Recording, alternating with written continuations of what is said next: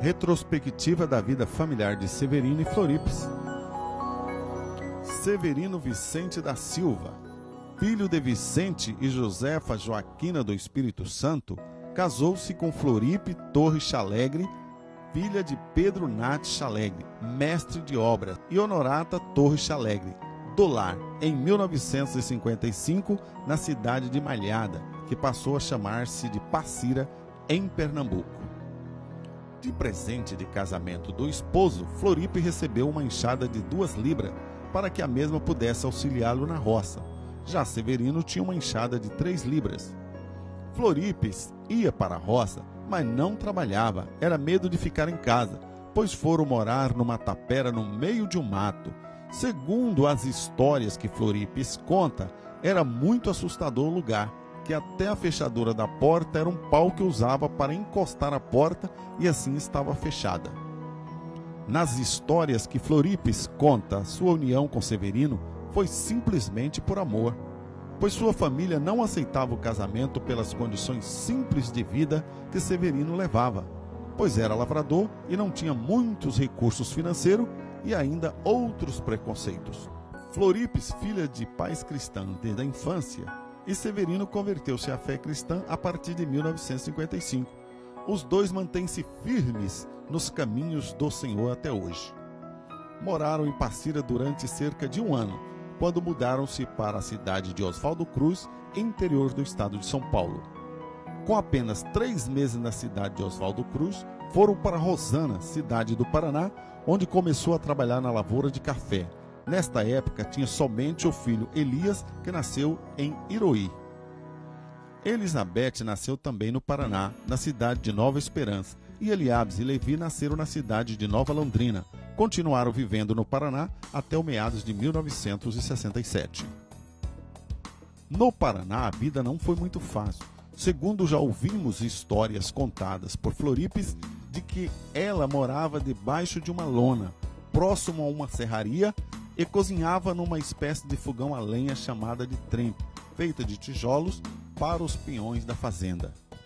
Decidiram então partir para o estado de Mato Grosso a convite do irmão de Severino, Antônio, carinhosamente chamado pelo sobrinho de Titonho. Para esta viagem, que durou 7 dias sendo transportada no chamado pau de arara, Floripes preparou várias latas de banha de porco, sabão de soda, pão caseiro e outras coisas mais, pois sabia que a viagem seria longa. Chegaram em Nova Olímpia, foram morar na fazenda do senhor Wilson de Almeida, o Fusa, e puderam perceber que as latas haviam furados e vazado a banha de porco. Os porcos da fazenda comeram o sabão e a carne de porco frita, o pão, o restante da banha de porco foram parar em outras fazendas. Assim, a família do senhor Severino ficou sem seus preparativos. Segundo sua filha Elizabeth, seu pai Severino tinha 100 cruzeiros guardados e disse a dona Floripes que, em caso de alguma emergência, usaria esse dinheiro, pois Floripes estava grávida de Elísia nesse tempo. Elizabeth conta que sua mãe Floripes ficou com as pernas muito inchadas, cobertas de feridas, os braços e pernas andavam arrastando no chão, e ela, ainda muito menina com 8 anos, subia numa torinha de pau para alcançar o fogão a lenha e fazer o arroz.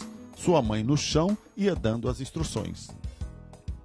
A pele de Floripes rachava e ficava minando água, sendo necessário fazer perneira. Elizabeth conta ainda que para ter água teria que buscar no rio, e ia com um caldeirão de 5 litros. Como tinha muito gado bravo, subia na goiabeira para esperar o gado ir embora, e assim pegar água no riacho. Neste interim, Severino vivia aqui e acolá em busca de trabalho na lavoura, para alimentar a família. Andava 9 quilômetros por dia e seu pagamento era uma lata de arroz com casca, que ao chegar em casa à noite, iam limpar o arroz no pilão, socando até tirar a casca, e cozinhava aquele arroz sem nenhum tipo de óleo, porque era a única provisão que a família tinha. Começaram a criar as galinhas, que Floripes preparava os ovos colocando água na frigideira para preparar o prato do esposo. Elias e Elizabeth trabalhavam na roça plantando milho, que o pai pegava na estrada que caíam das carretas, e ensinavam a plantar dizendo que era 3 carocinhos por cova. Elias cavava e Elizabeth plantava. Outra hora revezava, pois Eli era mais hábil nesse trabalho. Beth lembra que um dia estavam tão cansados e resolveram colocar os grãos de milho no buraco de um tatu. Severino perguntou: plantou tudo? Sim, responderam. Mas quando os milhos nasceram, Severino os fez plantar as mudinhas uma a uma. A casa em que moravam, as madeiras haviam sido comidas por cupim. Restavam somente as cascas, que de tão frágeis balançavam todas. Era feita de um tipo de palmito. E quando chovia, eles ficavam debaixo da mesa de 1 metro quadrado e com um couro de boi que Severino trouxe do Nordeste, tapava o lado da chuva para proteger a família. A bebê Elísia não tinha roupinhas. Floripe pegou as frentes das camisas do Severino e costurou as roupinhas à mão. Fez com todo cuidado as roupinhas para ela vestir. Elísia nasceu em 25 de dezembro de 1967. Correu tudo bem no parto. Uma alegria para a família, tendo em vista que nesta gestação, Dona Floripe passou um dos momentos mais difíceis da sua vida. A esposa de Antônio veio para cuidar de Elísia e fazer o parto, pois era parteira. Para Elizabeth foram um dos momentos mais difíceis da vida da família. E mesmo assim, nunca viu sua mãe blasfemar. Mas sempre soube que por trás das mais negras nuvens sempre brilha o sol. Severino gostava da plantação. Passados vários meses, nasceram as plantações. Com o milho verde, Floripe fazia um mingau de milho com sal porque não tinha açúcar. Tinha abobrinha e as coisas começaram a melhorar. Depois da colheita, Severino conseguiu um lote e fez uma casa de lasca de madeiras, pau a pique, em Nova Olímpia, mas tanto via lá fora quanto dentro. O fogão era de lenha e ainda usavam as lamparinas. Severino trabalhou muito plantando arroz e os vendia por atacado no final da colheita. Juntava o dinheiro numa lata de leite, conseguiu assim comprar um pedaço de terra de 7,5 alqueires, fruto do seu trabalho. O sítio localizava-se próximo ao rio chamado Mineiro, em Nova Olímpia mesmo. Lá construíram uma casinha e mudaram-se. Nasceram outros filhos. Elisete em Nova Olímpia em 1973. Severino vendeu o sítio e foi morar próximo à fazenda Guanabara. E depois mudou-se para o Escondido, onde Eli nasceu. Os filhos trabalhavam na roça junto com o pai. Elias era o braço direito do pai e decidiu que ia estudar. Começou a trabalhar de servente de pedreiro e a estudar à noite em Barra do Bugres, e convidou o pai para morar em Barra do Bugres, podendo assim ficar perto do filho Elias e onde está morando até os dias de hoje. Floripe ficou 25 anos sem retornar à sua terra natal, apenas comunicando com carta. Cada carta significava algumas lágrimas, hora de tristeza, hora de alegria. Elias prometia que um dia os levaria ao Nordeste, e esse dia chegou. Em 1979, Floripe viajou com Elias para ver sua família, mas não pôde ver o pai com vida, e Severino voltou ao Nordeste em 1981, juntamente com seu filho Elias, para visitar sua família também. Floripe retornou ao Nordeste novamente em 1991. Passado um mês, recebeu a notícia que sua mãe havia partido. Assim nunca mais voltou à sua terra natal. Antônio era o irmão de Severino que o acompanhou desde o Nordeste. Eles não se separavam, e no momento em que precisaram separar, eles sempre mantiveram contato, pois Antônio era o único irmão que Severino tinha aqui no Mato Grosso. No dia 25 de janeiro de 2011, Antônio Vicente partiu para estar com o Senhor. Não foi ele que fez a hora, nem pediu para ir embora, mas sua hora chegou. Não quis fazer nada errado, mas com certeza errou. O homem não é perfeito, ao pecado está sujeito, mas contra ele lutou, e ele jamais será esquecido por aqueles que o amou. Temos certeza que ele está bem, pois está com o Senhor. Beth declara que ao olhar para trás percebe que até aqui o Senhor nos ajudou. Severino e Floripe saíram do Pernambuco indo para o Paraná com a fé e a coragem que podiam vencer. Sem mesmo nada ter, eles se encontraram ainda jovem. Suas mãos entrelaçaram, usaram um no outro segurança. Tiveram filhos, muitas lutas pareceram, sentiram o vento soprar, ondas na vida e muitas realidades. Trabalharam e puderam mostrar a honestidade e honra de uma vida com a ajuda de Deus criando os filhos. Não poderia deixar de falar dessa real história, dessas vidas que tanto sofreram e nos dá muito exemplo. Hoje, com netos, tem muito a contar de uma vida com muito amor. São eles, Severino e Floripes. Hoje, Severino tem 82 anos e Floripe 78, com 8 filhos, 22 netos e 16 bisnetos. São os frutos do amor de Severino e Floripes. Elias Vicente da Silva, 7 de julho de 1957. Elizabeth Silva de Lima, 25 de setembro de 1959. Eliabes Vicente da Silva, 14 de maio de 1960. Levi Vicente da Silva, 16 de abril de 63. Elísia Vicente da Silva, 25 de dezembro de 1967.